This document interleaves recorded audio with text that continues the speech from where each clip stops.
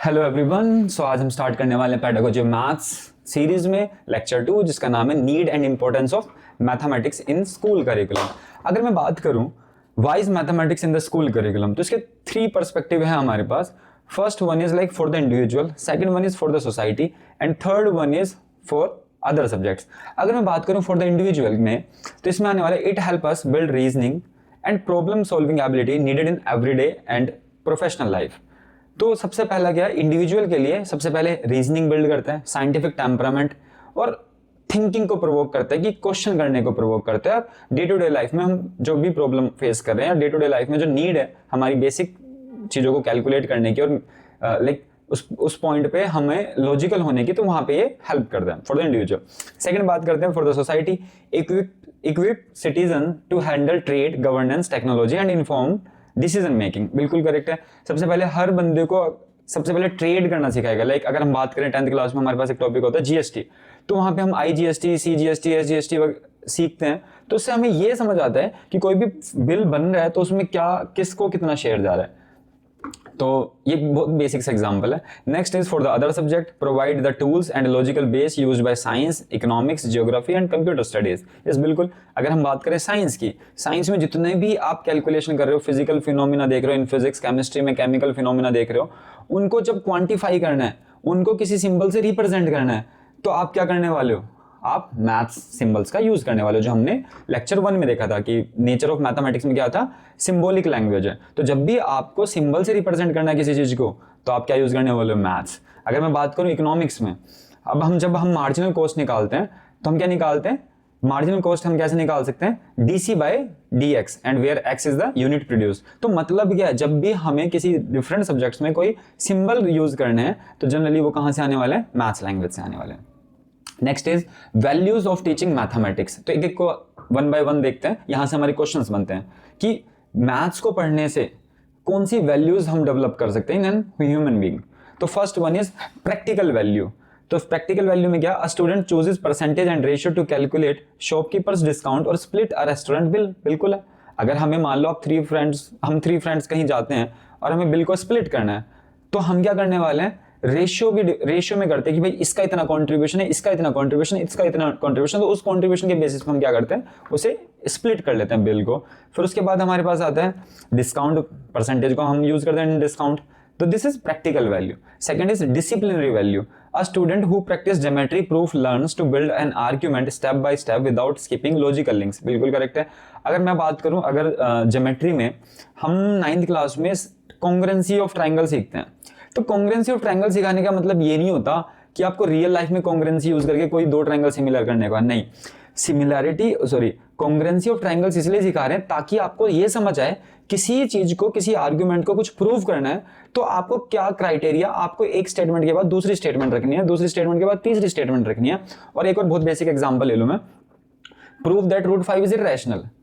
तो हम क्या करते हैं, कॉन्ट्राडिक्शन मेथड करते हैं, जिसमें हमें ये पता चलता है कि हम अपनी बात को कॉन्ट्राडिक्ट करके due to some assumption.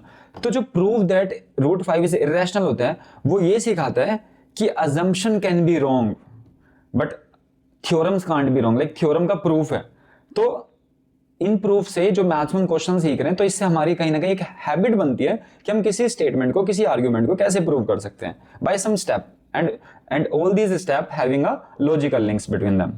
Next is cultural value. Yes बिल्कुल। अगर हम रंगोली डिजाइन बना रहे हैं, जितने भी डिजाइन आपको ब्यूटीफुल लग रहे हैं, उसमें कोई ना कोई मैथमेटिकल पैटर्न है। अगर मैं बात करूं हनी कॉम्ब की, हनी कॉम्ब कितना कितना मैं ऐसे बोल सकता हूँ सिमेट्रिकल होता है। अगर मैं बात करता हूँ कॉर्न की, कॉर्न अगर आप खाते हो तो देखो सबसे नीचे सबसे ज्यादा लेयर है, फिर धीरे धीरे धीरे धीरे एक पैटर्न में कम होता जाता है और कितना ब्यूटीफुल डिजाइन आता है हमारे पास, जो भी ये जो हमारे पास कॉर्न होता है उसमें। और नेक्स्ट इज हनीकॉम्ब। हनीकॉम्ब में भी क्या होने वाला है, हमारे पास एक अच्छा सा पैटर्न बनता है, फिर एक दूसरा पैटर्न बनता है, फिर तीसरा, और वो जो पैटर्न होता है वो मैथमेटिकल पैटर्न होता है जो किसी कॉन्सेप्ट बेस्ड है। तो this is cultural value. Rangoli में आप डिजाइन देख रहे हो, जो भी आप डिजाइन देख रहे हो, उसमें कोई ना कोई मैथमेटिकल पैटर्न है। ठीक है। Next is social value. Social value क्या है, मतलब मैथमेटिक्स की हेल्प से हम सोशलाइज भी करते हैं स्टूडेंट को। मान लो कोई ग्रुप ने कोई एक्टिविटी दे दी, बजट किसी चीज का लाइक बजट बनाना है, तो आप ग्रुप में कोई ना कोई बजट बनाओगे। कोई फेयरवेल पार्टी करनी है क्लास 12 के स्टूडेंट को, तो वो क्या कर रहा है, पूरा ग्रुप में काम कर रहा है और कैसे लाइक अगर मैं ऐसे बोलूँ कैसे कोऑर्डिनेशन इंपॉर्टेंट है, तो कहीं ना कहीं स्टूडेंट उस ग्रुप में, उस अपने लाइक पीयर जो हमने ग्रुप बनाया उसमें कहीं ना कहीं सोशलाइज हो रहे हैं, तो क्या करने वाला है, सोशल वैल्यू को लाइक इनकलकेट करता है।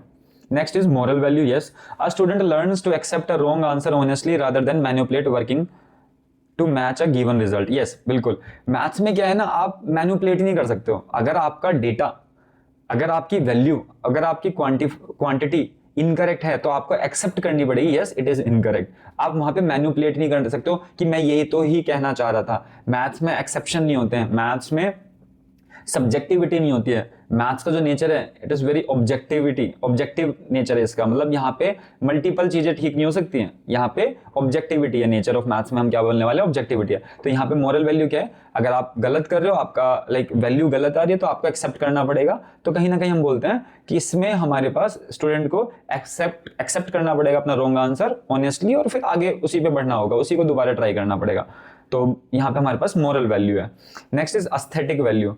तो अगर हम बात करें admiring the symmetry of snowflake, a honeycomb और the golden ratio found in nature and art, तो बिल्कुल अगर हम बात करें एस्थेटिक वैल्यू की, तो जो हमारे पास सनफ्लावर है उसमें भी एक हमारे पास मैथमेटिकल पैटर्न बनता है। तो जितने भी हमारे पास मैथमेटिकल पैटर्न बन रहे हैं वहां पे कहीं ना कहीं हमारे पास जितनी भी आपको नेचर में चीजें जो बिल्कुल फैसिनेटिंग लग रही है, लाइक बहुत आपको लगता है यार क्या ही पैटर्न बना हुआ है, क्या ही डिजाइन है, क्या ही सेंस आ रहा है, तो कहीं ना कहीं वो मैथमेटिकल पैटर्न पे बेस्ड है। Next one is vocational value. Yes, a strong foundation in mathematics opens career pathways in engineering, banking, data science, architecture, commerce and countless other profession. Yes, अगर आपका strong foundation in mathematics तो आपके पास vocationally भी आप कहीं ना कहीं sound हो जाते हो। तो next value क्या है teaching mathematics की, vocational value. Next is international value. Okay, इसमें क्या है, mathematical symbols, principal and truth are universally understood and applied the same way in every country, making it in a common language across border. Like maths में ऐसा नहीं होने वाला है like Pythagoras theorem को हम अलग तरीके से डिफाइन करें किसी दूसरी कंट्री में, यहाँ पे अलग तरीके से डिफाइन करें, यहाँ पे सेम है। यहाँ इसमें जो मैथ्स में बात करते हैं दिस इज यूनिवर्सली नोन, मतलब ऐसा नहीं है कि कहीं पे कुछ और होगा, पाइथागोरस थ्योरम इंडिया में कुछ हो रहा है तो कहीं पे कुछ और हो जाएगी, नहीं, यूनिवर्सली एक्सेप्टेड है जितनी भी थ्योरम्स है, जितने प्रूफ है। इफ पाई इज इरेशनल तो इरेशनल यूनिवर्सली इरेशनल है। तो this is international value. Next topic हमारे पास importance of mathematics in school curriculum. तो सबसे पहली बात क्या है, अ कंपलसरी कोर सब्जेक्ट बनाया हुआ है क्योंकि थिंकिंग को प्रोवोक करना है, मैथमेटाइजेशन करना है, एनसीएफ जैसा बोलता है। Next is basis for other disciplines. Yes, physics, chemistry, economics, geography, computer science, सब में क्या है, सिंबल्स हैं, और सिंबल्स कहाँ से हैं, मैथ्स लैंग्वेज से। क्यों, नेचर ऑफ मैथ्स क्या है, symbolic. Develop 21st century skills. Yes, build problem solving, critical thinking and logical reasoning skills valued in nearly every career today. Yes, support NCF goals. Yes, national curriculum framework goals. तो ये हमारे पास importance है maths की इन school curriculum. Next हम बात करने वाले हैं वेरी वेरी इंपॉर्टेंट, जहां से क्वेश्चन बनने वाला है, मैथमेटिक्स इन एनसीएफ नेशनल करिकुलम फ्रेमवर्क। देखो, जब एनसीएफ आया तो उसने मैथमेटिक्स को पढ़ने के लिए, मैथमेटिक्स को पढ़ने के लाइक एडवांटेजेस क्या हैं, नीड क्या है मैथमेटिक्स को पढ़ने की, तो उन्होंने क्या बताया, सबसे पहले मैथमेटाइजेशन करना है, किसको, थिंकिंग को। क्या मतलब है मैथमेटाइजेशन ऑफ थिंकिंग, क्या है, the central goal of school mathematics is to develop the child's ability to think and reason mathematically, not merely to perform calculation. तो एनसीएफ ने बिल्कुल क्लियर कर दिया कि मैथ्स का मेन पॉइंट सिर्फ इतना नहीं है कि आप उसको कैलकुलेशन में फास्ट कर दो, या बस कैलकुलेशन का मतलब नहीं है मैथ्स का मतलब है मैथमेटाइजेशन थिंकिंग होनी चाहिए। बच्चा इंक्वायरी करे, रीजन फाइंड आउट करे, डिडक्शन यूज करे, इंडक्टिव रीजनिंग यूज करे, और उस तरीके से अपनी मैथमेटाइजेशन थिंकिंग को डेवलप करे, रादर देन बस कैलकुलेशन कर दो, फास्ट कैलकुलेशन कर लो, टेबल लर्न कर लो, और बहुत सारी डेटा को तुमने याद कर लिया, पाई की 10 लाख वैल्यू याद कर लिया, पाई की 5000 वैल्यू याद कर ली। मैथमेटिक्स का रोल ये नहीं है कि सिर्फ आपको कैलकुलेशन लर्न करनी है या कैलकुलेशन करनी है सिर्फ। Next is from narrow to broad goal. सबसे पहले एनसीएफ ने जब मैथ्स को लेके आया तो पहले अगर आप बात करते हैं हम लाइक 2008 या 10 या 6 के टाइम पे जो पेपर बनते थे, कैसे बनते थे, prove and state BPT theorem. क्या क्वेश्चन, क्या बच्चे की कौन सी मैथमेटाइजेशन थिंकिंग आप यूज करवा रहे हो, prove and state BPT theorem, कुछ है उसमें, नहीं, हर बच्चा रट सकता है, हमने भी अपने टाइम में शायद रटी होगी, क्योंकि था ही क्या उसमें सोचना ही नहीं, मेरा थिंकिंग पार्ट इन्वॉल्व ही नहीं है। हाँ, एक ट्राइंगल है, उसमें एक पैरेलल लाइन है, परपेंडिकुलर डाल देना है और फिर नीचे डॉटेड लाइन ज्वाइन कर लेना है, रटा हुआ है, रीजन ही नहीं पता क्यों करना है, एरिया के कॉन्सेप्ट से करना है, पता ही नहीं है, क्योंकि रेशियो आना था साइड का, करस्पॉन्डिंग साइड के रेशियो को इक्वल शो करते हैं। तो ये सारा हमारा क्या है, रोट लर्निंग है। तो इसने क्या करा, रोट लर्निंग से शिफ्ट किया किसके लिए, understanding application and problem solving.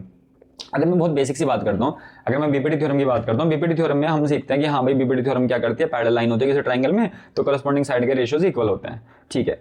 अगर एक बहुत बेसिक सा क्वेश्चन आ जाए ना भी, लाइक अगर मैं बहुत बेसिक सा क्वेश्चन पूछ लूँ स्टूडेंट से कि divide a line of 8 centimetre in 3 equal parts, तो आप सोचने लग जाओगे क्या करना है।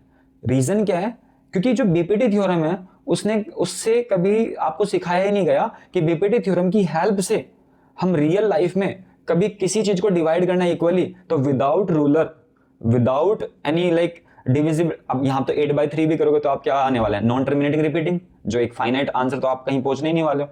तो बीपीटी थ्योरम की हेल्प से हम एक 8 सेंटीमीटर लाइन को 3 इक्वल पार्ट में डिवाइड कर सकते हैं। कैसे, एक एक्यूट एंगल की लाइन ड्रॉ करने वाले हैं, फिर किसी भी लेंथ का आर्क कंपास खोल के उस लाइन पे आर्क लगाने वाले हैं 3, और लास्ट आर्क को फिर हम 8 सेंटीमीटर से एंड से ज्वाइन करके फिर एंगल मेजर करके हम क्या करने वाले हैं, उस लाइन को 3 इक्वल पार्ट्स में डिवाइड करने वाले हैं। तो this is the basic application of BPT theorem. तो बीपीटी थ्योरम का मतलब सिर्फ इतना नहीं था कि बीपीटी थ्योरम आपने रट ली और प्रूफ कर दिया। तो यही है एनसीएफ का मैथ्स को लेके टेक, कि रोट लर्निंग से शिफ्ट कर जाओ किस पे, अंडरस्टैंडिंग बेस्ड पे। तो जो कि आज के टाइम में हमारे पास एग्जाम पेपर है वो अच्छे भी है, उसमें एप्लीकेशन बेस्ड क्वेश्चन आ रहे हैं, प्रॉब्लम सॉल्विंग बेस्ड क्वेश्चन आ रहे हैं, और रियल लाइफ में जो भी एप्लीकेशन बेस्ड क्वेश्चन बन सकते हैं वो बना रहे हैं। तो this is the achievement in mathematics. Next is mathematics for all. Every child is considered capable of learning mathematics. Curriculum design should make the subject accessible, enjoyable and connected to real life. Yes, बहुत सारे stereotypes हैं, like बहुत gender को लेके भी stereotypes हैं कि girls की मैथ अच्छी नहीं होती है, ये सारी स्टीरियोटाइप्स है। तो इसने एनसीएफ ने ये क्लियर करा है कि every child is capable of learning mathematics. Curriculum design should make the subject accessible, enjoyable and connected to real life.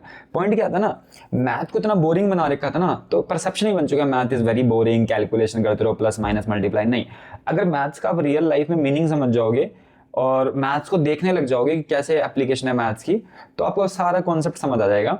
अभी मैंने जो कैमरा फोकस सेट किया हुआ है 60 फोकस पे किया हुआ है, रीजन बीइंग जो मेरे पास लाइट लगी हुई है उसमें जो फ्रीक्वेंसी है वो 50 से 60 हर्ट्ज की है। तो उस फ्रीक्वेंसी से जो ब्लिंक कर रही है एवरी सेकेंड, तो उसको मैंने अपने कैमरे के फोकस से सेट किया हुआ है। तो this is just basic example of mathematics. तो this is the concept in NCF regarding mathematics, तो मैथमेटिक्स फॉर ऑल। अब बात करते हैं हम क्वेश्चंस की। तो फर्स्ट क्वेश्चन है द वैल्यू ऑफ, देखो वैल्यू से बहुत क्वेश्चन आने वाले हैं, तो अब एक ही क्वेश्चन आएगा हर एग्जाम में। बहुत क्वेश्चन का मतलब यहाँ पे कि क्वेश्चन बन सकते हैं, हर वैल्यू से क्वेश्चन बन सकते हैं। कह रहे the value of mathematics that develop logically, orderly and precise thinking in child through the process of is gold. अब यहाँ पे क्या कह रहे हैं कि भाई कौन सी वैल्यू मैथमेटिक्स की डेवलप करते हो आप, जब logically, orderly and precise thinking in the child through the process of problem solving. अगर वो इतनी सारी चीजें यूज कर रहा है, लॉजिक यूज कर रहा है, ऑर्डर यूज कर रहा है, प्रिसाइज यूज कर रहा है, तो cultural value no, recreational value no, aesthetic value no, disciplinary value yes, आप इंटरडिसिप्लिनरी अप्रोच से उसको सोल्व करा रहे हो, तो दिस इज डिसिप्लिनरी वैल्यू। कह रहा student uses ratio and percentage to calculate discount while shopping, this reflect the which value of mathematics, practical value, अब ये भी पढ़ा है। According to NCF, the central goal of school mathematics is mathematization of child's thinking. Next is mathematics prepares to student for career in engineering, banking and architecture. This is an example of vocational value. अभी पढ़ा था। A teacher like classroom mathematics to Rangoli pattern and traditional value measured system, which value is being highlighted, cultural value. The value of mathematics that helps a student honestly and acceptance of correction because an answer is either right or wrong. कौन सी value है? अगर आप accept कर रहे हो अपनी mistakes को, बताओ फटाफट। तो इसका आंसर क्या है? Moral value. Next is mathematics is often described as both as queen and servant of the science because, देखो मैथ्स को हम दो तरीके से डिफाइन करते हैं कि mathematics is a queen and servants also.